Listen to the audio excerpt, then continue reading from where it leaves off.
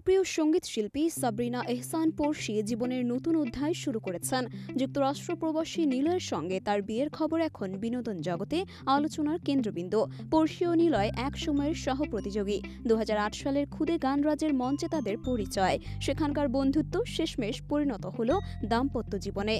দুই পরিবারের ঘনিষ্ঠ সূত্র থেকে জানা যায়, সম্প্রতি পড়শি ও নিলয়ের বিয়ের আনুষ্ঠানিকতা সম্পন্ন হয়েছে।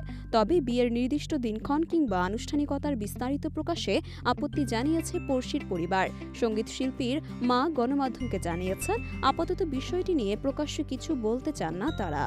2008 সালে খুদে গানরাজ প্রতিযোগিতায় প্রতিদ্বন্দ্বিতা করেন পড়শি ও নিলয়। তখন থেকেই তাদের মধ্যে বন্ধুত্ব ও ভালোবাসার সম্পর্ক গড়ে ওঠে। সঙ্গীতপ্রেমী এই দুই তরুণ তরুণী তখন থেকেই একে অপরের প্রতি আন্তরিক ছিলেন। খুদে গানরাজের রানার আপ হওয়ার মাধ্যমে সঙ্গীতের মূলধারায় পা রাখেন পড়শি। এরপর তার গাওয়া একাধিক গান যেমন জনপ্রিয়তা পেয়েছে, তেমনি অভিনয়ও দেখিয়েছেন নিজের প্রতিভা। তরুণ প্রজন্মের কাছে পড়শি এখন এক অনুপ্রেরণা। পড়শির বর নিলয়ও একজন সঙ্গীতপ্রেমী। বর্তমানে তিনি যুক্তরাষ্ট্রে বসবাস করছেন। খুদে গানরাজ প্রতিযোগিতার সেই মঞ্চে তারা একে অপরের প্রতিদ্বন্দ্বী হলেও সময়ের ব্যবধানে তাদের সম্পর্ক আরও দৃঢ় হয়।